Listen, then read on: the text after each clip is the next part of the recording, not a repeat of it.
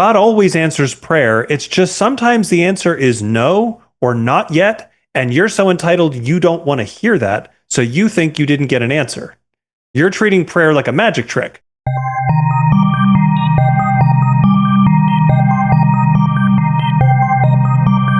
Welcome to the Christian Saints Podcast, a joint production of Paradosis Pavilion and Generative Sounds. On this program, we look to the lives of the saints, as well as the structure of the liturgical calendar, to be our guides on the journey of the way of the life of faithfulness to the evangelion of Jesus, the Christ, a journey toward virtue and salvation. Your hosts are Fr Symeon Keys, a priest assigned to St. Raphael Antiochian Orthodox Church in Iowa City, and James John Marks, a layman in the Orthodox Church, as well as a composer and producer living in Chicago. Here's today's episode. Here's the second half of the conversation, which began in episode 11. People hear that, and they just think that God is just too lenient on people, right? That God is sort of weak when he speaks in this way. We just need to be stronger. We need to be harder. I'm like, what religion are you following? And this is where we have this MAGA religion that is not Christianity, that is co-opted Christian imagery. That is not. And this is where we find this real culture war. Because the culture war really is, there is a real culture war in our country. That is, you have people that really, let's say, might not be religious. And they will bring up things like, well, people in the right want to have the 10 Commandments put up everywhere. Why not the Beatitudes, right? And fair question, right? I mean, really fair question. Or the rest of Torah that's all about taking care of your neighbor. That's a fair question. But this is the problem, though. I would say that if you are not a Christian, who are you? Right? The problem is on the left, people that really don't understand true Christianity are basically just trying to use somebody else's religious text to judge them. They don't understand the Beatitudes either. They don't understand the teachings of God either, because the truth is, on the left, they deny a lot of the teachings of God. They even redefine love to fit their own lust. And that's not good either, right? So we have to be very careful. I'll give you a good flashpoint. This is thoughts and prayers. People will criticize those on the right for saying, my thoughts and prayers to those who have endured violence. And then on the left, people will say, well, do something. You say thoughts and prayers, but that doesn't do anything. What you really need to do, you really care, is work on, making gun control legally stronger. Which goes to what we were saying earlier about the myth of control. Yes, right. Prayer is an admission that I'm not in control, God is. And policy decisions are, no, I can actually change things. Yes. A quick look at history makes clear you can't. Yeah, and this is kind of the part of the culture war. It is probably not true that gun control wouldn't have any effect. Now, it is true, if you want to do violence, you can, if you don't have a gun, you can use a machete, or you build a bomb. That's totally true. And there are people that really want to do violence, and they'll find a way to do violence. Sadly, one that kills more people, or one that kills less people. I mean, it doesn't matter, it's still violence, and it kills people. It's bad, right? The UK has a crazy rate of knifings and vitriolus of all the bizarrely 19th century things. And I don't want to say that gun control would be ineffective, because we could, by increasing gun control, and I'm not arguing yes or no, but it's true that if we enacted more stricter gun control, it may save lives. I'll put it that way. It may save lives. Now, it is true that if people gave up their guns who legally own them, bad people are not going to give up their guns. And that's true. So there are pros and cons to all of these arguments. But the thing is that thoughts and prayers, when people criticize thoughts and prayers, they're really criticizing something at the very heart of the Christian faith. something they don't understand, and that is prayer. Prayer is powerful, and it as you mentioned, it has something to do with lack of control.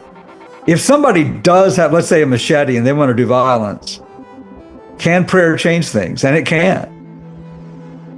Now, how God will intercede, because this person who does violence has free will, and how God's intervention will affect that, I mean, that's a mystery. And there's so much more that we don't know than what we do know. I can't even go into that, right? Because God allows what he allows, and he doesn't allow what he doesn't allow, and God knows far more than we do. How prayer works is this great mystery. But this is the thing. We pray a lot in the church for our whole society, and we do not know how bad things would be if we did not pray. We don't know these things. This is a great mystery. But for us, prayer, we know that prayer affects the universe. Now, thinking doesn't do much good unless we turn our thoughts toward prayer and we call God's love into people's hearts. By calling God's love into people's hearts, there may be people like St. Paul who in their freedom will have enough humility at a moment that their lives change, and they go from somebody who gives consent to violence against the innocent to someone who spends his life trying to bring people into God's love. All right? I mean, this is an amazing thing. So prayer is powerful. In fact, if we prayed more truly, we may have a lot fewer people that commit violence. We may have more people, you never know this, who might consent to want to have less guns, right? And I mean, we just never know the effect of prayer. And they're not mutually exclusive. Now, I think the problem is this. People throw thoughts and prayers out there. There's Mary and there's Martha. Mary, Christ said she was doing the best thing. What was she doing? Thoughts and prayers. She was setting and she was learning and she was praying. She was learning the inner life. Martha was busy going around and doing things, right? These are like people going around, we have to do something about legislation. We just have to do something. This is the thing. In order to be a good Martha, you should need to be a good Mary. So if we want to have a whole existence, if you want to work toward gun control, God bless you, if you want to do that. But thoughts and prayers are not your enemy. We have this culture war because we have people that don't really understand what's going on. Now, what does that do? That really feeds on the right people to feel like their faith is being attacked, and then they dig in. So the thing is, on both sides, we don't understand each other. We talk past each other, and we both, on right and left, I say we as an American society, our frame of reference is this essentially religious ideology is defeating our politics. But there's a real Christianity out there in which it doesn't matter whether you're pro more gun control or you really you emphasize that the Constitution protects gun ownership, whatever your political perspective, there is a place where we can have an agreement and we can both work to try to bring people out of violent inclinations in our culture. And we do that with prayer. I like that you brought up that we talk past each other and we don't understand each other. Earlier, you were talking about the left being focused largely on their definition of love and the right being focused largely on their definition of truth. And the left not understanding truth, and from certain perspectives, the right looks like it doesn't understand love. The irony with that, of course, is truth and love are both a person, and they're the same person.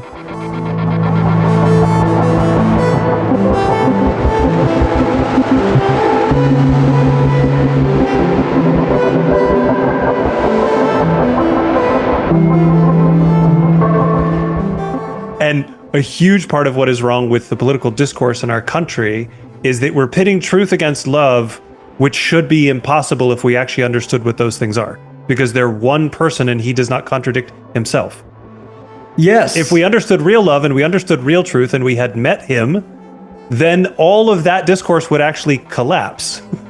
And this, again, this is why I think language is so particular. And the reason I was banging on about gratitude earlier and banging on about the fruit of the Spirit, I brought that up because gratitude is not one of the enumerations of the fruit of the Spirit in that list. But certainly insofar as gratitude is a virtue, it is a fruit of the Spirit. And so that we tend to go to that list as if it's exhaustive. They're examples of a way that God's virtue manifests, but it's not exhaustive. There are other ways God's virtue manifests, and gratitude is one of them. But because it's not on the list, and because of the way English-speaking culture has read the Bible as Christianity, we look at the list and we say, okay, this is the list, and gratitude's not there, so that's not a thing. We don't have to be grateful. And so instead we can justify how entitled we've become as people in our culture, which makes it very difficult then to give up control, to the point where you will see people having serious conversations about what to do when God doesn't answer your prayer, as if that's actually a thing. And it's like, well, no, God always answers prayer. It's just sometimes the answer is no or not yet, and you're so entitled you don't want to hear that, so you think you didn't get an answer. You're treating prayer like a magic trick. My kid is sick, I pray for God to heal my kid. If my kid gets better, God answered my prayer, and if my kid doesn't get better, God didn't answer my prayer. And that's not how that works, because that's magic, that's not Christianity. Well, it's sort of like the why did the innocent suffer, right? Which is this philosophical question. And when we understand that we live in a world that is full of death and chaos, because it is a fallen world, it is Babylon, it is the city of confusion, and it is a place of wealth and of power and of education, and yet a lack of fundamental knowledge and experience of the true God, who is life and who is truth and who is love. We forget that that is this world that we live in, and why would we not suffer in this world, right? But this is the powerful thing is, when we have a spiritual perspective, we understand. Christ says, take up the cross and follow me. Well, what is the cross? What did Christ do with the cross? He took death, his own death, and he destroyed the power of death. He destroyed the power of the devil. So now, I mean, when we suffer, even if the demons who are active in our world, the demons cause us to suffer, or people in their ignorance, in their chaos, in their anger, cause us to suffer, then what is meant for evil, God transforms into good. And God transforms into difficult things in our life, into experiences that bring us healing, that bring us into this place of joy and patience despite the suffering, our own suffering even. This is not something philosophy does. This is the power of God at work within us. Man, if you want to change your politics and your view of the political realm, experience the one who is the king of the universe. Experience this power of the cross. It's not just changing your politics. It's seeing not just our world, but the entire universe in a completely different way. And it also allows us to treat people who, on a particular issue, a particular idea about a solution to a political problem, who thinks very different from us, it allows us to treat them like human beings, not dehumanize them, but to say, we are fellow human beings and we disagree. Is there a way that we could agree on this? Dehumanization is part of the chaos of a fallen world that we see on the right and on the left. This is why it was important to me to have this conversation, not just as a pretense to show balance, whatever that is, but that to try to make it as clear as we can that when we're talking about these things, we use certain political perspectives or cultural perspectives or whatever they might be as examples of what we're talking about, but we're not going at the examples as such. They are examples of a broader issue which is when ideology eclipses the life of faithfulness. So it's important to me to try to make it as clear as we can that what we're trying to do is to say, okay, I'm looking at this person and the things that they're saying. Why are they saying them? Whether I agree with them or disagree with them, why are they saying them? What is their motivation behind the things that they say and do? And is there something there that I can affirm? Is there something in their motivation or something in their actions that they're taking that I can affirm? Of like, okay, I understand your impulse. That's a virtuous impulse. And can we start from that point and say, I like your impulse, I affirm your impulse. Can we agree on that and now have a conversation about the validity of your tactics with the understanding that I agree with you on the problem? That I agree the problem you're trying to address is a problem. By rejecting your tactics, I'm not rejecting the problem. Because too often the culture war, especially on social media, boils down to, we have to do X because of problem Y, and the response is, well, Y isn't a problem, so we don't need to do X. And so, well, says who? Yeah. Just because you don't like what they want to do doesn't mean the underlying thing isn't a problem. I mean, as you said, you brought up immigration at the beginning of the episode. We certainly have issues we need to deal with in this country about how and why and when people come here. We can't just simply let anyone we would cease to be a country if we simply threw open the borders. Being a country means having borders. That's how that works. To some extent, the chaos in Europe for the last 30 years has been the direct result of the European Union's insistence on people effectively throwing open their borders. And there are people who will hear me say that and say that I'm a racist for saying that. But again, if someone were to look at my motivations and realize what I'm trying to say is, yes, we should care about people having opportunities to live a life, as we say so often, to live out a quiet life. People should have the opportunity to live out a quiet life. And if the only way they can do that is to move from where they are to somewhere else, mechanisms have to exist to make that possible.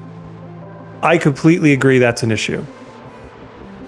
Throwing open your borders and letting anybody do whatever they want is not the only possible solution to that problem. Therefore, there's room for conversation here.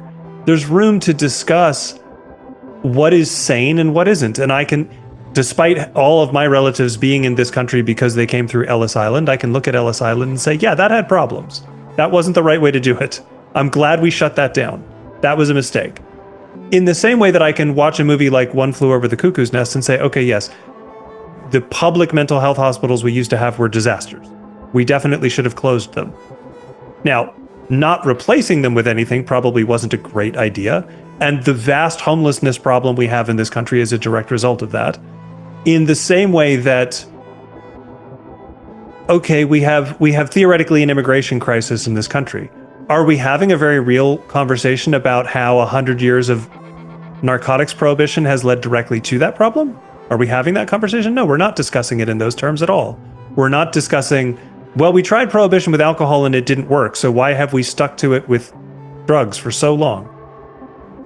Why have we not recognized at some point that making our appetite for drugs everyone else's problem is not solving these problems?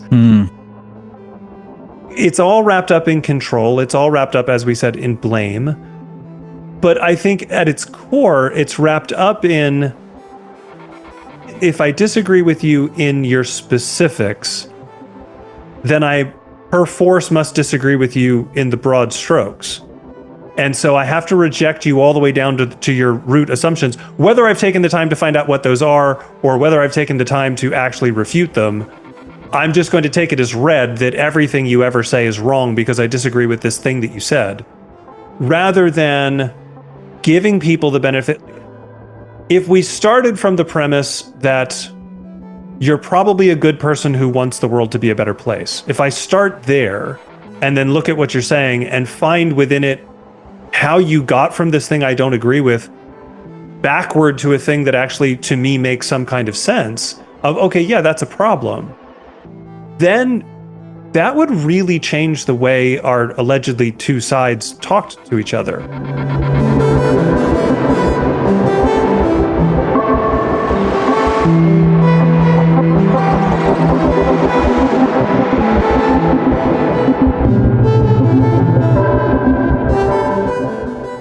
Because then it would be persons talking to persons instead of ideas talking to ideas.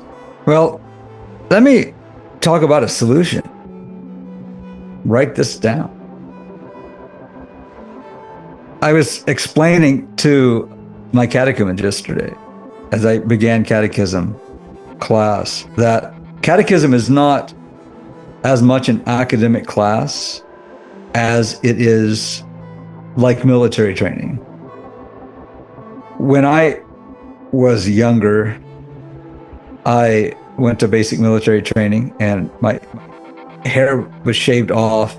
I took clothes, but they took my suitcase away, gave me new clothes, a new bed, a new locker, taught me how to make the bed in a different way, taught me when to go to sleep and when to get up. I probably still am traumatized by hearing reveille early in the morning, how to fold my clothes and organize everything that I owned in a certain sort of way, individually, and yet part of a team of everyone else who was living the exact same way that I was living, so that I could learn to operate in tandem with other people as a unit. And part of that process is really acquiring, in some way, a new identity, a new bearing, a new way of being. This is on, psychological and behavioral level.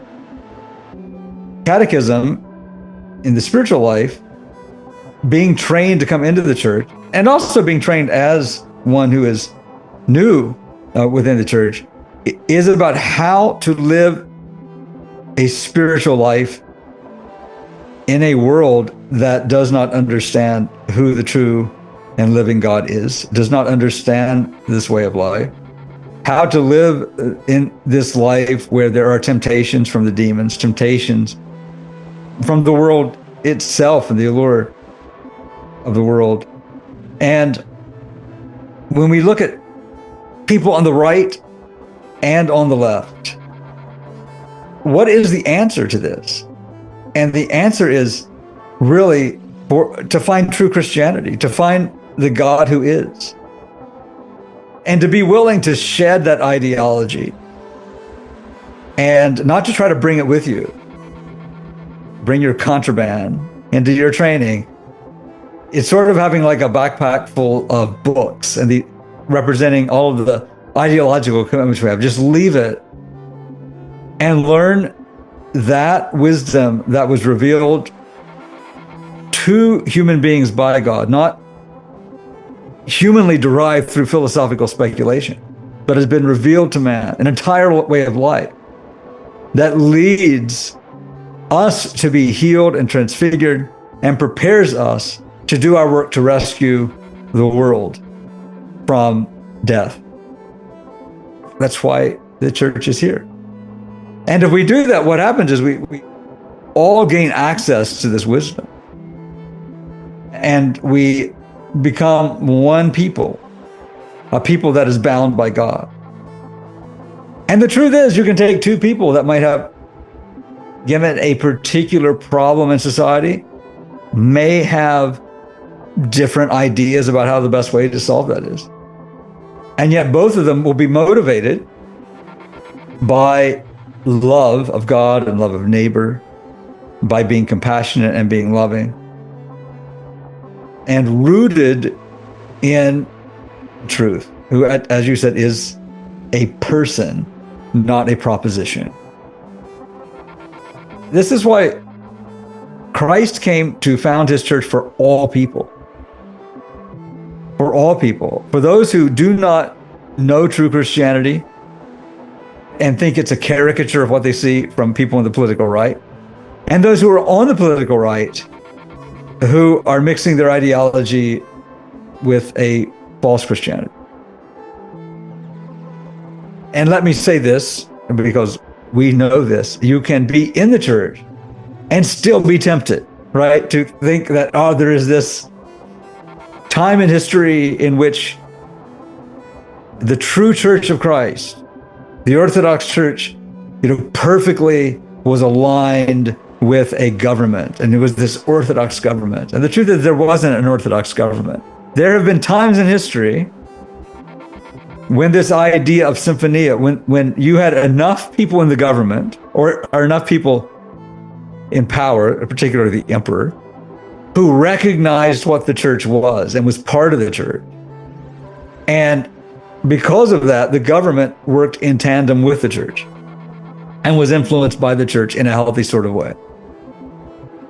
And that model happened to greater and lesser degrees, sometimes within a few years.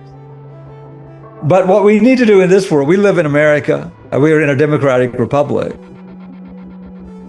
And realistically, instead of looking at some kind of nostalgic past, for those of us who are in the church, let's just use our wisdom that we have, not to attach to a political ideology, but use the wisdom we have to try to work with others as best we can, in whatever way that we can, to make this country better.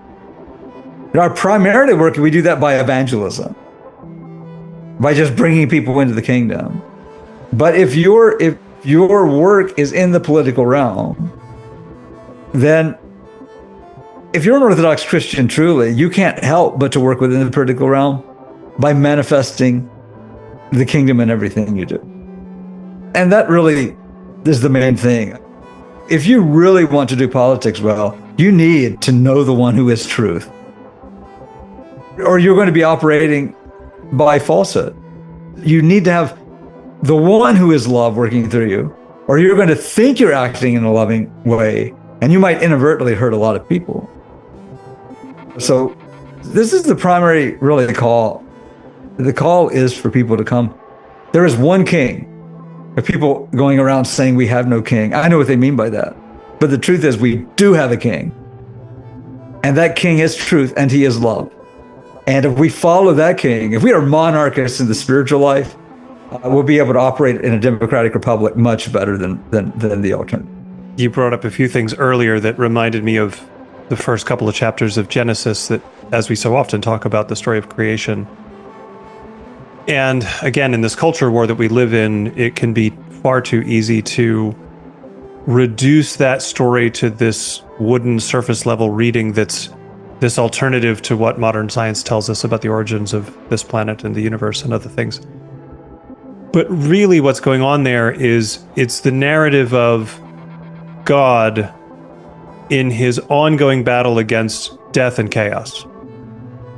The story of creation is God putting things in order and filling them with life. As we say so often, that a garden is orderly and full of life. It's not a parking lot and it's not a jungle. And you brought up theodicy and the question of suffering and these things. And to me, the glib answer to why do people suffer? People suffer because I sin. That's my glib answer. God created the seen and the unseen in an effort to, well, that makes it sound like he's not successful. God created over and against death and chaos to create order in life. And our rebellion, starting in chapter 3 of Genesis, is us then going the other direction. We are, rather than participating with taking that garden out and expanding it, we are doing the opposite of that. And so we increase the amount of death and we increase the amount of chaos through our sin. As I've said at other times, and I know it probably to some people sounds like an exaggeration, but I genuinely mean it. There are deserts in the world because we sin. Venus does not have life on it because we sin. If human beings, human persons, lived out the commission given to us in Genesis, the entire universe would be orderly and full of life. That's what we're supposed to be doing with it. And it isn't because we don't. And so it can seem glib, but I think it really is the core of getting away from the philosophical question of theodicy becomes a question about God sort of stepping hat in hand into the court of reason and having to defend himself. And that's not really what's going on in the question of suffering. What's really going on in the question of suffering is, what's my responsibility here?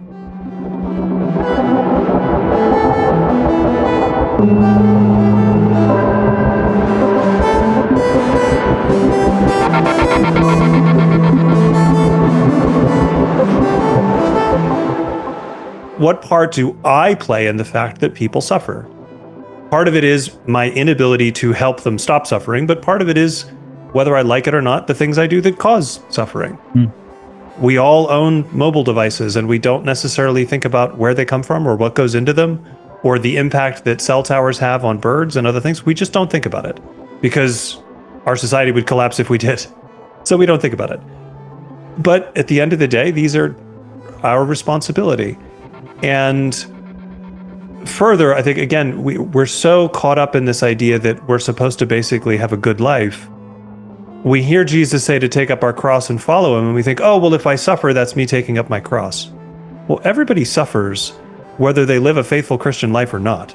So that can't be what taking up your cross is, because everybody suffers. So there has to be something else, either that comes along with the suffering that makes it taking up your cross, or taking up your cross is something else entirely. But it's not just when you have a bad day. That's not you taking up your cross, because everybody in history has had a bad day, even the most vile people on the face of the earth, who are certainly not taking up their cross.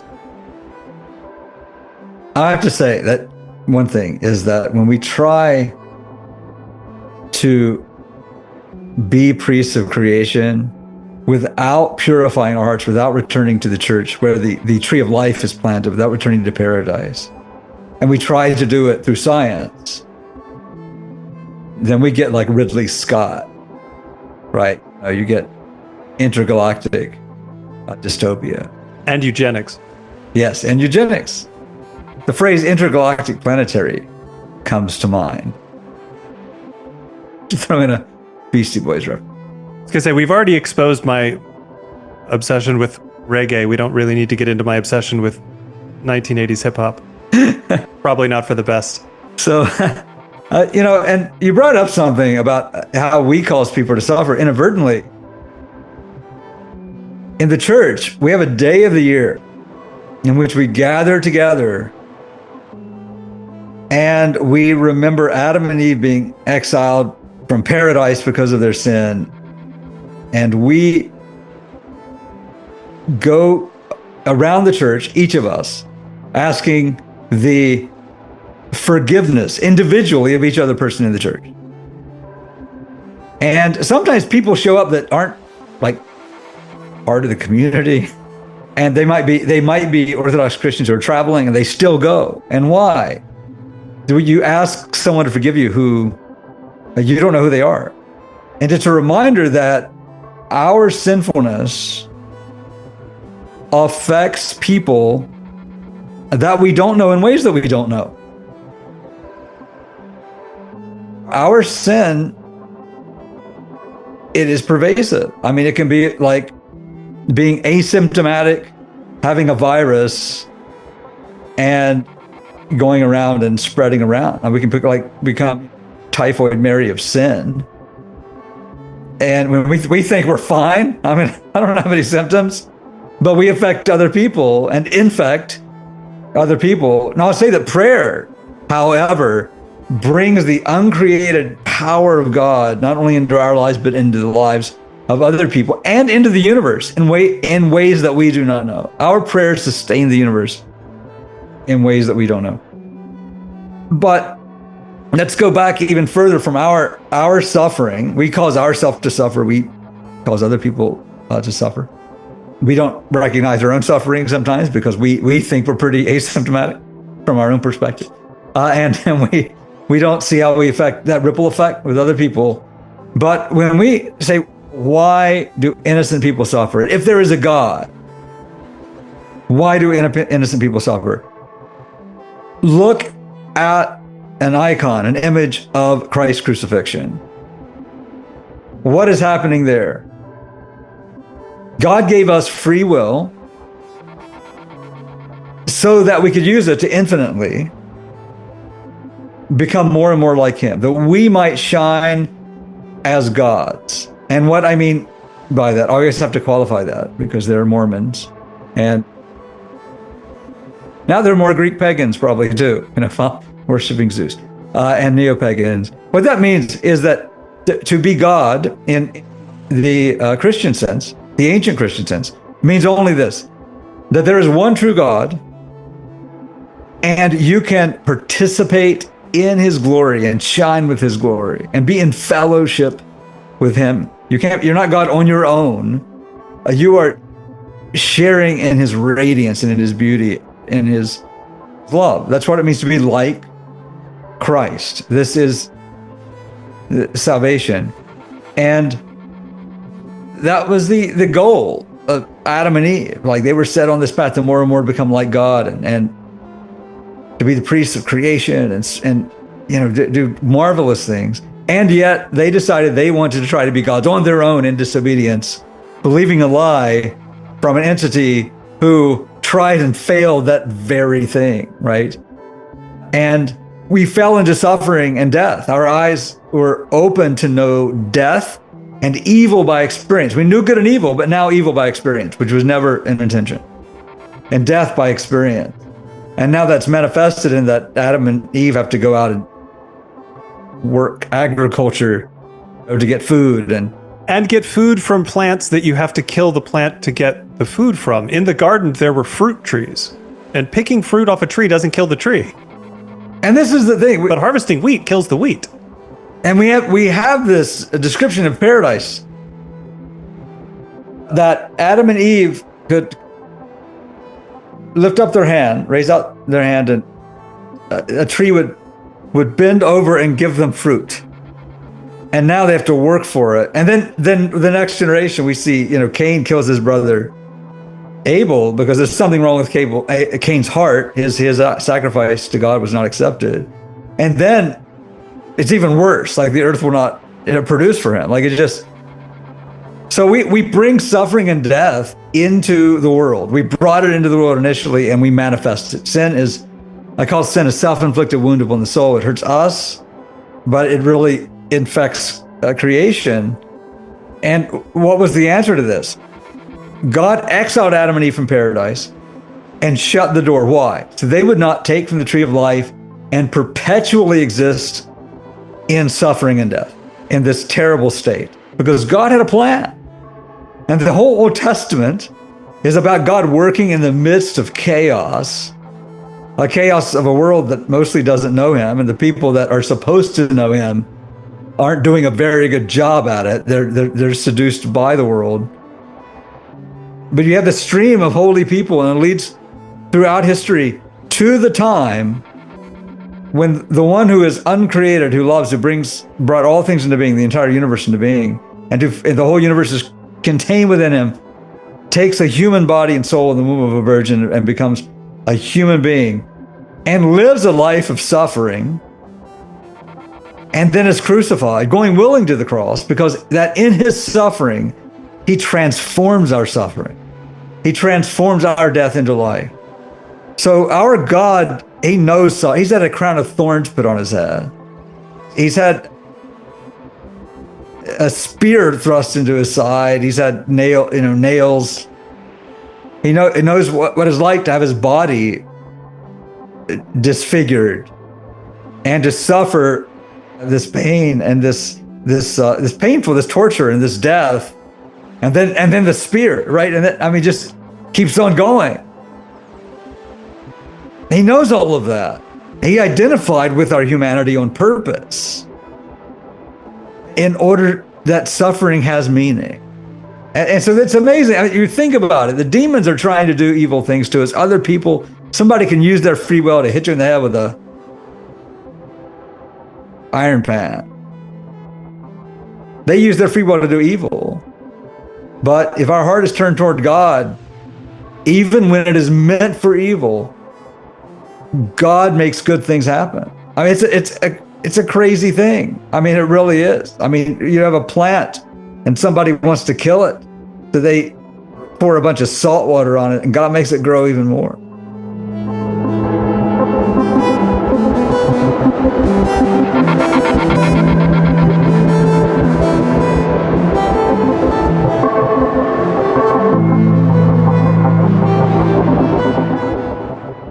right? And the thing, you look at the martyrs, like to destroy them. They were tortured, had their head cut off, and they're with Christ in the heavenly kingdom, co-heirs with the King of Glory. I mean, you can't. This is the thing. Like, you become indestructible when you follow the deathless King.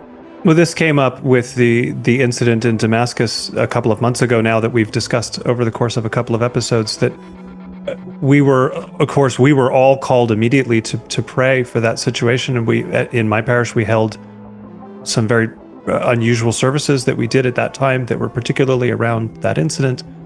And yet, at least one of the bishops said, we're doing this, but these people probably don't need our prayers. They're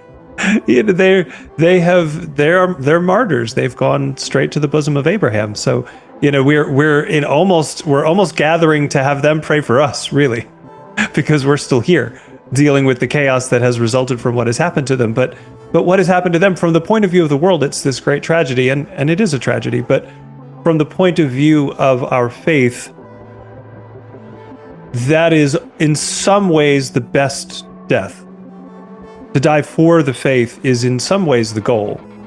That's maybe oversimplified and overstated, but it is. We only have a certain number of types of saints, and the bulk of them are martyrs. And the other path is much harder, longer, complicated, fraught with peril, because there's more time to fail. If you're swiftly caught up and martyred, there's very little time to fail.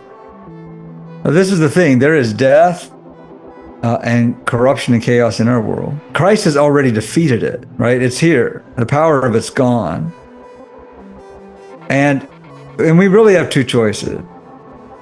And that is that we die to self, that we might be regenerated by life himself, or death will kill us.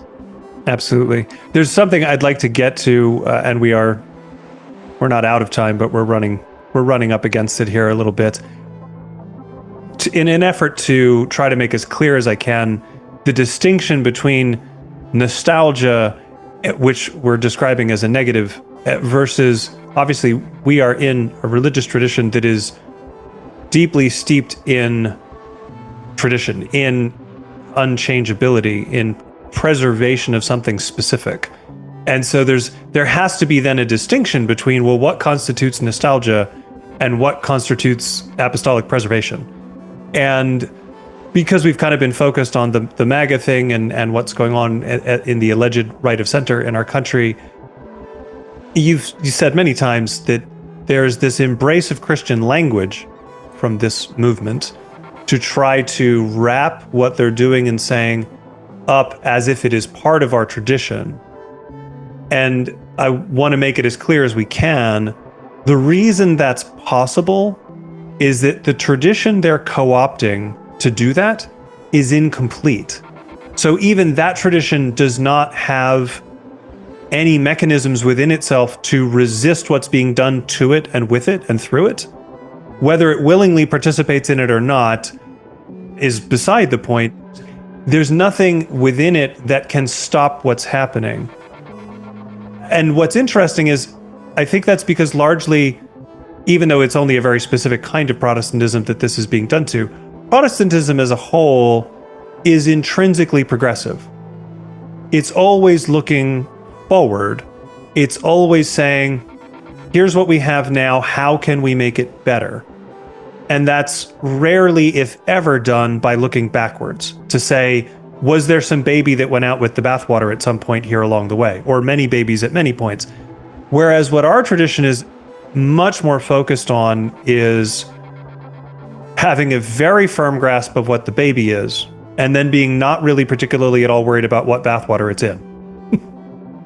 And where the nostalgia creeps into orthodoxy and becomes a problem are people who look at, we've highlighted a few examples, certain periods in the history of Russia, certain periods in the history of Byzantium. I would add to that my own trip to the Balkans. I saw a lot of things there that recommended them as a way of life. I also saw a lot of hardship and a lot of suffering and a lot of destruction and other things. So I can't sugarcoat that either. But where the nostalgia problem comes in is when somebody says, oh, there was this point in time where not only was the baby the right baby, but the water it was in, boy, was that good bathwater. How do we get that back? And at the end of the day, it's bathwater. If a man can't step into the same river twice, you certainly can't bathe in the same bathwater twice. And that's then where the problem comes. And what could help our country, and this is a way that Orthodox Christians can wisely use our enfranchisement and other things, is to speak into this movement that's happening, to point out where it differs from the apostolic tradition that we have, to say, okay, if you really want to make this country more Christian, why aren't you becoming a more complete Christian? But that requires looking backward. That requires looking at 500 plus years of history, maybe a little further back than that, to get from the West back to the East, to say all of that change in those centuries isn't progress. As you have pointed out, we have had real progress, and even in the very short history of this country, we've had real progress, and much of it is good. Where it's going wrong is getting further and further and further away from anything that supports people living out day to day the life of the true faith. But we can't fix that by changing the political structure. There's even forgetting the details of our Constitution and anything else. As you've said, this would be true in any country with any system. The system can't be orthodoxy, because at the end of the day, orthodoxy, as you said with your catechumens, that's being molded into a disciplined way of life to stand shoulder to shoulder with other people living the same disciplines, not for the sake of being disciplined people, or not for the sake of a community of people who don't cause friction to each other, but because we know that these disciplines lead to virtue, and virtue is the goal. Meeting God and participating in his energy in creation is the goal. That is where true life is, and our goal is true life. That is, to me, then, where our tradition can speak into this movement to say, if you'd like to replace your toxic nostalgia with something that would actually make this country great, whether it makes it great again or not, doesn't matter. Let's make it great, truly. Instead of focusing on the political sphere, let's focus on this thing you think is Christianity and talk about what it's missing and what would make it better. And then that would shape the culture, because so many people in our culture are part of that incomplete tradition. If they all came into completeness, that would really change things here. Well, let me give an example of the difference between a healthy remembering of the past and looking to the future versus nostalgia. And it's pretty easy when we look at first century Palestine. What is the expectation of some of the Jewish people? Well, they want a king in the lineage of David to come in and to kick out the Romans and to reestablish a country. And boy, do they get a whole lot more than that, right? I mean, what does this restoration of the Davidic kingdom look like? Orthodox Christians around the world today celebrate the birthday of the Virgin Mary. And you think about this, right? You go back to the story of Adam and Eve believed this lie. She took the fruit from the tree, the knowledge of good and evil, and ate it and gave it to her husband, and he ate it. It brought sin and death into the world. And here is born the one who is the new Eve, who brings forth the new Adam in order to undo death. And as I mentioned, this is what the story of Christ's work on earth is about. It's about undoing death. It's about destroying the power of death and of the serpent and reopening paradise so that we have access to the tree of life. And this tree of life is planted within the church. This is like a paradise on earth. And we go out and bring people into this paradise. And we have this mission now really to rescue people from death. and to bring them into the place where the tree of life is.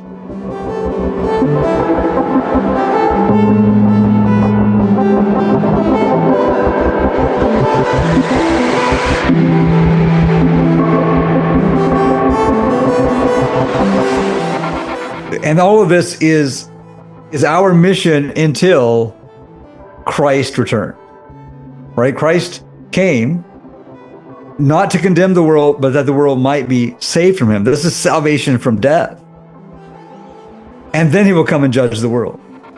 And we live in this time. So we look at human history where we are now, and we see this unfolding of this incredible mystery of what God wants to do, the conquering of sin and death.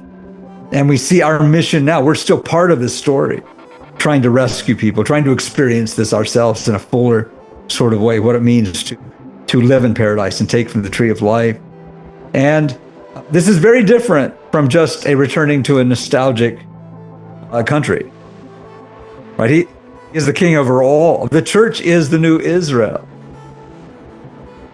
And he is the king of Israel, is the king of the universe, and did not just create a country for people who were descendants of Abraham, Isaac, and Jacob, which, I mean, even in ancient times, you didn't have to be biologically a member, descendant of Abraham, Isaac, and Jacob. You could join Israel. And yet now, those who are far off throughout the world, who are of the nation, are gathered in to be part of Israel, because Israel is the church, and it's for the whole world.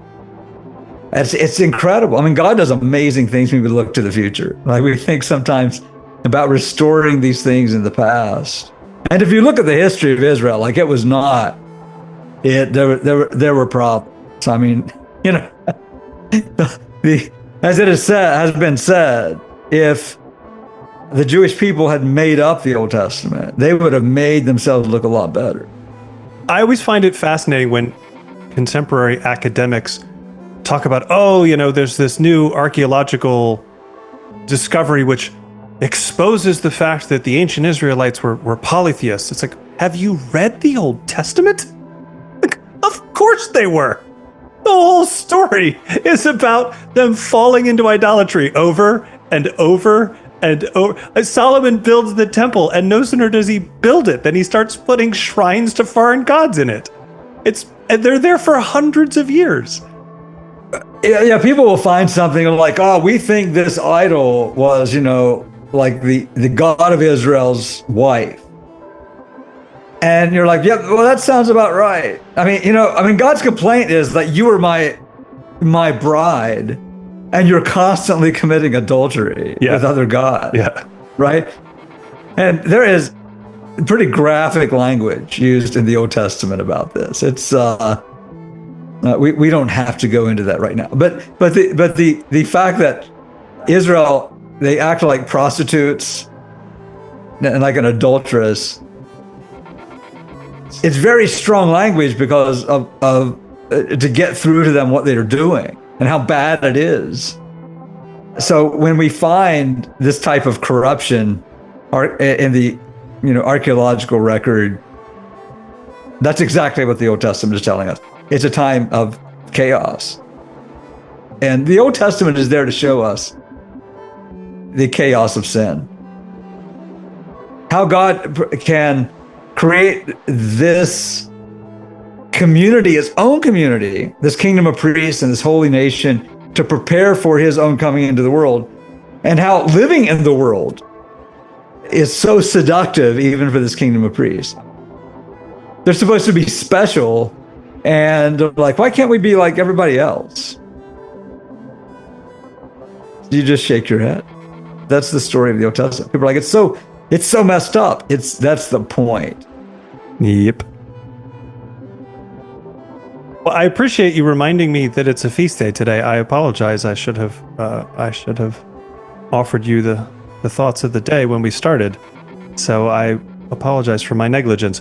But I think that brings up a good opportunity as we get ready to wrap up to read some of the hymns, both that are particular to this day, but others that we sing to the Theotokos in general.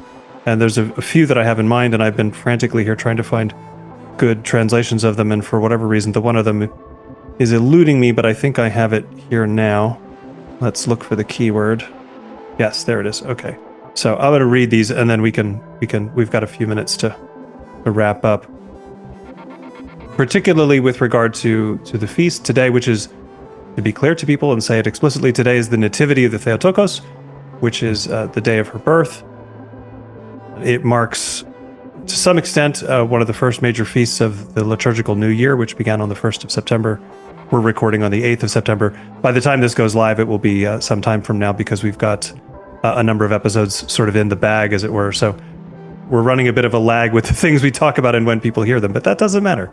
We're going to talk about them anyway. So today is the Nativity of the Theotokos, and one of the hymns for the day is, "Thy Nativity, O Theotokos, has proclaimed joy to the whole universe, for from thee did shine forth the Son of Justice, Christ our God, annulling the curse and bestowing the blessing, abolishing death and granting us life everlasting."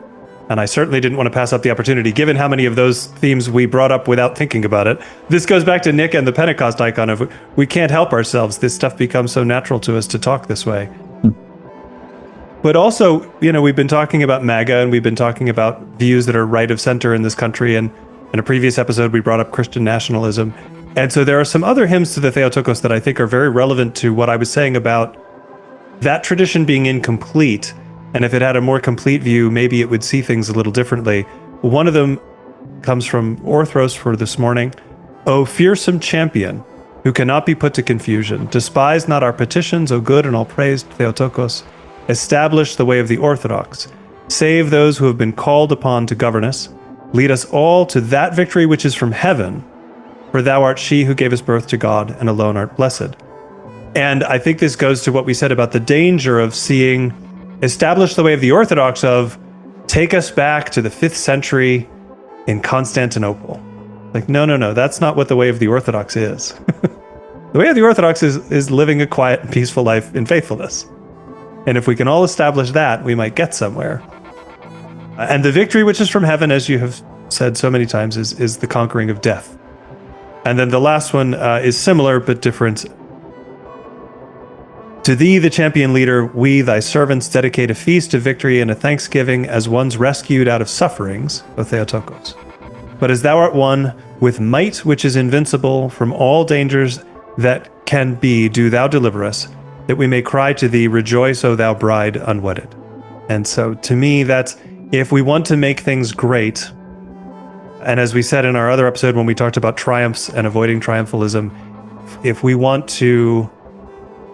if there's a revolution we want to participate in, that's the revolution we want to participate in, which is everyone recognizing what she did and the opportunity that it gives us for something very different than what we see now. If we want to change the suffering in the world, this is how we do it. We can leave it there. I mean, there is so much in these hymns. They're so concise. I'm so long-winded. Well, I talk more than you do, I think, but that's okay. I want to read. I should make a graph at some point of percentages in episodes, but go ahead and read, please. I want to read the Kontakion for today.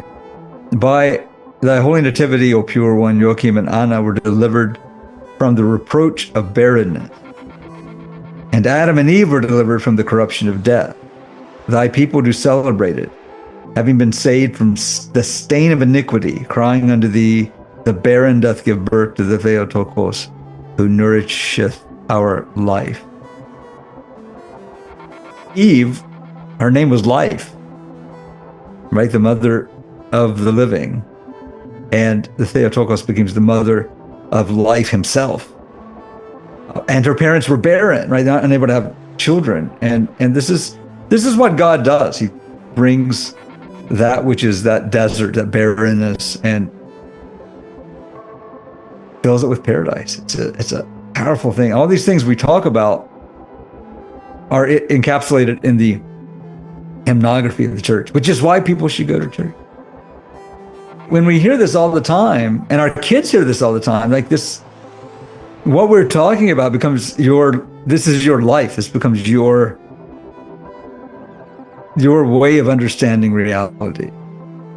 One of the things that gives me a great deal of joy are adults who are themselves people who came into the faith as adults, who have children that were born into the church, watching those children grow up, and to see the way that so little effort is required for them to absorb all of it, how natural it becomes for them, in a way that for those of us who had to come to it by force, and for some of us over great periods of time, the way that to them it's just the water they swim in and the air they breathe, and it's normal and it's natural. And yeah, I know people who could look at that and talk about brainwashing and enculturation and other things, but I think with the anthropology that we have, I think it's just very strong evidence that this is who we were created to be, is to participate in these things. And with all the extra services, there's nothing more encouraging than going to Pascha and seeing very small children in their pajamas with a blanket, because they know they're going to be there all night, and they would rather be there asleep on the floor amidst all of the noise than not be there. That for them, it's as unnatural as it is to be at church at 2 a.m. They wouldn't want to be anywhere else, and they will go to lengths to make sure they're there. That's a really beautiful thing to watch happen. It's encouraging to me. Again, we've had all these conversations about the struggle of fitting this life of faithfulness into this culture that we live in, that it really doesn't fit into particularly well. But watching children grow up in the church, you and I had the joy of watching a young man grow up at St. George in Houston who went on to become a priest in a very smooth, natural way. And that gives me a great deal of hope for the right way to make things great someday, is that. Yeah, and we're here and we can read text and we talk about it, what it means. But these are these prayers, and they're hymns that express the reality that is there, that if our hearts are darkened, we can't see. But the more that our hearts are purified, even if we don't see with our physical eyes, we become aware of its presence. And our children grow up in this environment, in the presence of the richness of the full reality of the seen and the unseen. And even sensing it, may not know how to put it in words. And God has given the gift to hymnographers to be able to concisely explain really the whole of historical time and of this mystical reality that we experience, to put it into words, and we sing about it, and then it's sort of without analyzing it, just by singing it, can, through the experience of God, have a way of ourselves expressing it to other people, and a way of describing it in human language. All of these things work together. I mean, the presence in the church of the individual, the worship that is going on, the things that we are doing, the hymnography, all the liturgical actions, our inner prayer, it all is this whole life that can't in any way be disconnected with our life out in the world. And we can live a profoundly spiritual life, daily life, out in the world. And the deeper our spiritual life becomes, how much our spiritual eyes open to the depth of reality, the more we recognize the thinness of people's understanding of the world, this blurry perspective of reality, very, very nearsighted perspective of reality. God should give us a great love for people that we will want to go and bring them into what we have experienced and what we are experiencing. This has been a great chat. Thanks so much, Father. If you'd be so kind as to close us. In the name of the Father, and of the Son, and of the Holy Spirit, one God. Amen. Lord, now let us, thou thy servant, depart in peace according to thy word. For mine eyes have seen thy salvation, which thou hast prepared before the face of all people, a light to lighten the Gentiles, and the glory of thy people Israel. Amen. Blessed feast. Blessed. Till next time. Thank you for listening to this episode of the Christian Saints podcast. We appreciate your attention. If this podcast has been edifying for you, please subscribe so we know you are listening, and share this program with someone who you believe will also enjoy it. Links to the entire Paradosis Pavilion catalog of educational programs, as well as the music of generative sounds, are available in the episode description. You can engage with us on Facebook, Instagram, Threads, or Blue Sky to provide feedback, ask questions, make suggestions for future episodes, or just to say hello. We would love to hear from you. Please forgive us our shortcomings and pray for us.